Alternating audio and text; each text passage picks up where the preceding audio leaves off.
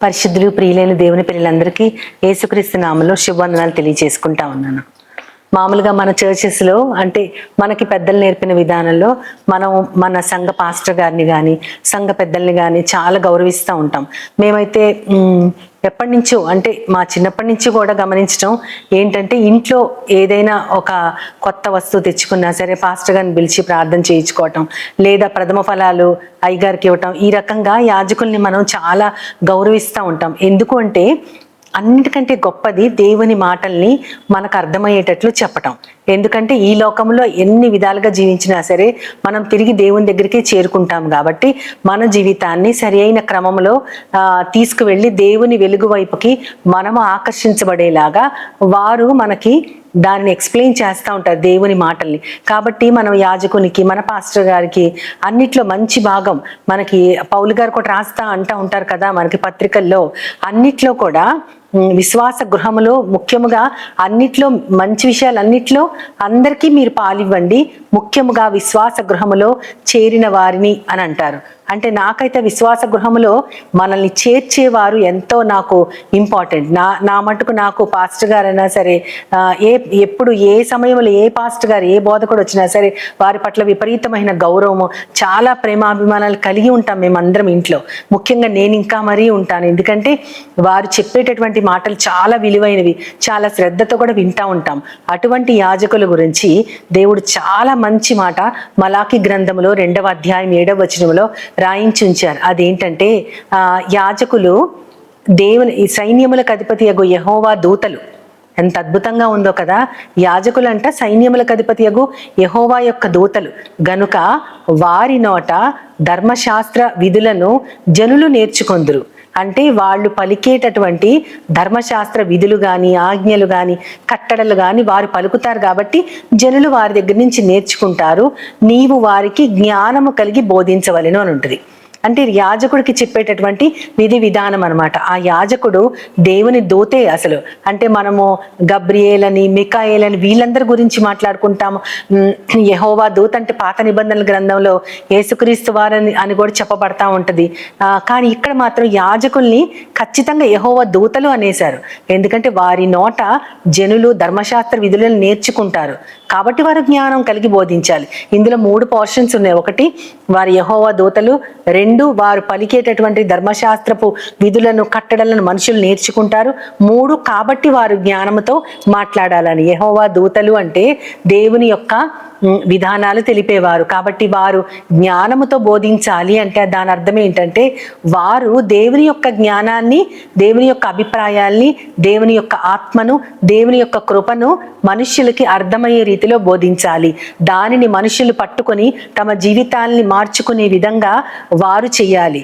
అటువంటి జ్ఞానమైనటువంటి బోధన వారు చెయ్యాలి. అంతేగాని వారి సొంత అభిప్రాయాల్ని, వారి యొక్క స్వానుభవాన్ని, వారు దేవుని మార్గాన్ని విడిచి ప్రవర్తిస్తూ ఇతరులు మాత్రం ఆ దేవుని మాటలు చెప్తూ అటువైపు ఆకర్షించబడాలి అని చెప్పే విధంగా కాకుండా వారు కేవలం మన సొంత అభిప్రాయాలు కాకుండా దేవుని యొక్క మాటల్ని మాత్రమే చెప్పాలి. ఎందుకంటే ఒక్క యాజకుడు మాట్లాడితే అనేక మంది జనం, ఎంతో మంది ఆయన నోట్లోంచి వచ్చే మాటల్ని బట్టి వారు కూడా నడుచుకుంటారు. మనకు తెలుసు కదా, నెహెమియా గారు మరలా తిరిగి యెరూషలేము గోడలు కట్టడానికి వచ్చినప్పుడు ఎజ్రా గారు ఆ యొక్క దైవ గ్రంథాన్ని ఎక్కడో మూల పడిపోయినటువంటి ధర్మశాస్త్ర గ్రంథం అప్పుడు దొరికినప్పుడు దానిని తీసి చదువుతా ఉంటే జనులు అలాగ నిలువు కాళ్ళ మీద 2 రోజులు 3 రోజులు నిలబడి ఆయన చదువుతా ఉంటే వారందరూ ఏడ్చుకుంటూ మారు మనసు పొందుతూ అలా వింటూ ఉంటారనమాట.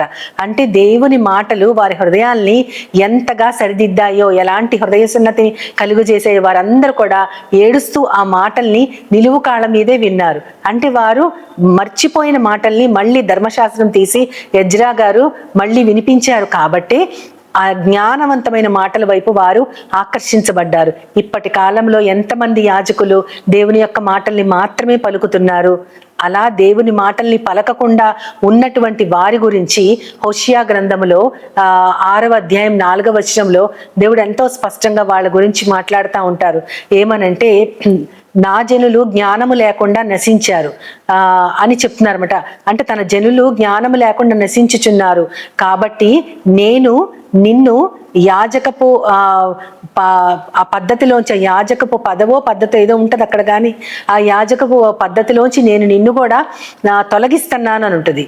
నా జనులు జ్ఞానాన్ని వెతకలేక వారు నశించారు, కాబట్టి నిన్ను కూడా యాజకపు పదవిలోంచి నేను నశించిపోయేటట్లు నిన్ను కూడా నేను తొలగిస్తున్నాను. అంతేకాకుండా నువ్వు ధర్మశాస్త్ర విధులను వాళ్ళకి చెప్పటం మర్చిపోయావు, కాబట్టి నేను కూడా నీ కుమారులను మరతును అని ఉంటుంది.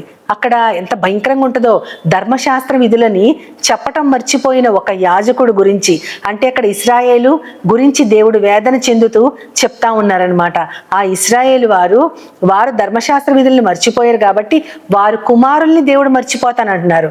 అంటే బైబిల్లో ఉన్నటువంటి మాటల్ని ఇప్పుడు గనక మనం చూసుకుంటే, వాటన్నిటినీ గనక మనం మర్చిపోయి ప్రవర్తిస్తే దేవుడు మన బిడ్డల్ని కూడా మర్చిపోతారు. అది నిజంగా కుటుంబాలకి ఎంత శాపమో, దానివల్ల ఎంత వేదన దుఃఖం కలుగుతూ ఉంటుందో మనం చెప్పలేము. దేవుడు మర్చిపోతే గనక మనం ఏమైపోతామో, దేవుని యొక్క జ్ఞాపకంలోంచి మనం తుడిచివేయబట్టం అనేది చాలా భయంకరమైన విషయం.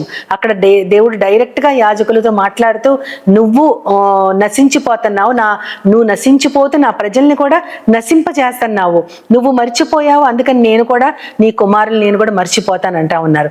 అదైతే పాత నిబంధన కాలంలో అక్కడ యాజకుల్ని ప్రత్యేకంగా నియమించారు.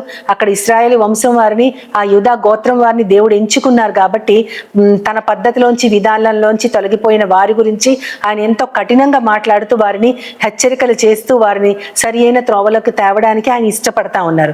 కానీ ఇప్పటి కాలంలో ఎవరు యాజకులు? మనం అందరం ఒక్కొక్క సంఘానికి వెళ్తా ఉంటాము, సంఘములో మన పాస్టర్ గారిని మనం అనుసరిస్తూ ఉంటాము, వారిని కాపరులుగా భావించి మేలైన వాటన్నిటిలో కూడా వారికి పాలిభాగం ఇవ్వడానికి మనము ఇష్టపడతా ఉంటాము. కానీ మనము చూడగలిగితే పేతురు గారు రాసిన మొదటి పత్రిక 2వ అధ్యాయం 9వ వచనంలో చెప్తా ఉంటారు, చీకటి నుంచి ఆశ్చర్యకరమైన తన వెలుగులోకి మిమ్మల్ని పిలిచిన దేవుడు ఆయన యొక్క గుణాలని ప్రచురం చెయ్యాలని కోరుకుంటున్నాడు.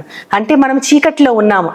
ఎంత దేవుడు యాజకుల్ని, కాపరుల్ని, ఎంతమందిని నియమించిన, ప్రవక్తల్ని ఎంతమందిని నియమించినా సరే, తన కుమారుడు వచ్చేదాకా కూడా అవన్నీ కూడా మరుగున పడిపోయి ఎవ్వరికి వారు దారి తప్పి తిరిగే గొర్రెల వలె ఉన్నారు. కాలాంతము సమీపించినప్పుడు దేవుడు తన కుమారుణ్ణి పంపించారు, కాబట్టి ఆయన మనల్ని చీకటిలోంచి ఆశ్చర్యకరమైన వెలుగులోకి పిలిచారు, కాబట్టి ఆయన గుణాల్ని మనం ప్రచురం చేయాలి. దానికోసం మనకు కొన్ని బిరుదులు ఇచ్చారు, మనకు కొన్ని పదవులు ఇచ్చారు. అదేంటంటే ఏర్పరచబడిన వంశం అంట మనం. అంతేకాకుండా రాజులైన యాజక సమూహం. ఇప్పుడు మనం ఎవరమి? రాజులైన యాజక సమూహము. రాజు, యాజకుడు రెండు కూడా మనమే. అలాంటి పొజిషన్ మెల్కీసెదెకు ఒక్కరికే ఉంది. మనము పరిశుద్ధ గ్రంథంలో చూస్తే గనక మెల్కీసెదెకు దేవుని యొక్క యాజకుడు. ఇక్కడ మాత్రం దేవునికి మనము రాజులైన యాజక సమూహము, పరిశుద్ధ జనము, దేవుని సొత్తైన ప్రజలు. ఎన్ని బిరుదులు మనకు వచ్చినాయి, ఎన్ని పదవులు. ఇప్పటి కాలంలో ఎన్నో పదవుల కోసం ఆశపడుతూ ఈ లోకంలో భయంకరమైనటువంటి పోరాటాలు చేస్తూ ఒకరినొకరు చంపుకుంటూ భయంకరమైన పరిస్థితుల్లో నేటి కాలంలో ఉన్నాం. కానీ దేవుడు మాత్రం మనల్ని మీరే నా ఏర్పరచబడిన వంశం, అంటే ఇప్పుడు మనం అందరం కూడా దేవుని యొక్క వంశం. ఇదివరకైతే యూదా గోత్రపు వారు మాత్రమే ఆయన వంశం. ఇప్పుడు మనము కూడా ఎక్కడి వారమైనా, ఏ యొక్క దేశపు వారమైనా సరే ఆయన ఏర్పరచబడిన వంశం మనమే. అంతేకాకుండా రాజులైన యాజక సమూహము, పరిశుద్ధ జనమంట మనము.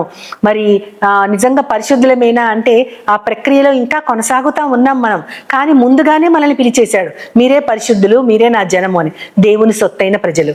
ఇంత మంచి బిరుదులు మనకిస్తూ దేవుడు ఒక హెచ్చరిక కూడా తిమోతి గారి ద్వారా మనకి ఇస్తున్నారు. అది పౌలు గారు తిమోతి గారికి రాసినటువంటి పత్రిక, 2వ పత్రికలో 2వ అధ్యాయం 15వ వచనంలో, నీవు దేవుని ఎదుట యోగ్యునిగా, సిగ్గుపడనక్కర్లేని పనివానిగా, సత్యవాక్యమును మాత్రమే బోధించేటటువంటి వానిగా నువ్వు ఉండాలి అని చెప్తారు. అంటే దేవుని దగ్గరికి వెళ్ళినప్పుడు, ఇది తిమోతి గారికి మాత్రం ఆయన రాశారు, కానీ కేవలం ఆయనకు మాత్రమే కాదు, ఇప్పుడు మనం కూడా యాజకులమే, మనం కూడా ఆయన గుణాలని ప్రచురం చేయాలి. కాబట్టి మనము దేవుని దగ్గరికి వెళ్ళినప్పుడు సిగ్గుపడనక్కర్లేని పనివాళ్లలాగా ఉండాలి, యోగ్యులుగా ఉండాలి, సత్యవాక్యమును అనుసరించి బోధ చేయాలి. ఇటువంటి వారిగా మనం ఉంటే గనక మనల్నే దేవుడు యాజకులుగా పిలిచారు కాబట్టి ఆ మాటకి సరి అయిన న్యాయాన్ని మనం చేకూరుస్తాం.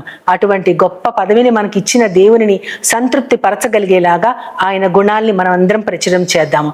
ఆ విధంగా దేవునిని ప్రార్థిస్తూ ఆయన సహాయాన్ని కోరుకుందాం.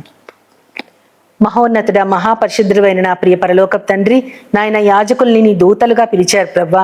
వారు బోధించేదాన్ని జ్ఞానముతో బోధించాలి, ఎందుకంటే జనమంతా వారి మాటల్ని వింటారని చెప్తా ఉన్నారు ప్రభా. నాయన ప్రవక్తలు, యాజకులు ఎంతో మంది ఉన్నారు, కేవలం నీ కొరకు మాత్రమే బ్రతికిన వాళ్ళు ఈ లోకములో ప్రభా. కానీ అటువంటి వారు గనక దారి తప్పితే వాళ్ళు దేవుని విధులను మర్చిపోయారు కాబట్టి వాళ్ళని మీరు కూడా మర్చిపోతాను, వారి కుమారుల్ని మర్చిపోతానని చెప్తా ఉన్నారు ప్రభా. మేమెలా ఉన్నా మా బిడ్డలు నీ గురించినటువంటి వాక్యాల్ని బోధిస్తూ ఈ లోకములో ఒక మంచి జ్యోతులుగా కనపడగలుగునట్లు వారు ఉండాలని మేము ఆశపడుతున్నాం. వారిని మీరు మర్చిపోకండి ప్రభా.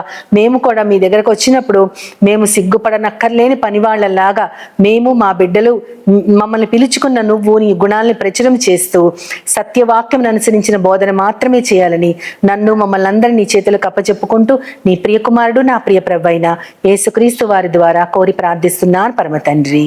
ఆమేన్, ఆమేన్, ఆమేన్. వందనాలు. As Jesus now, He's always near, with open arms, He's always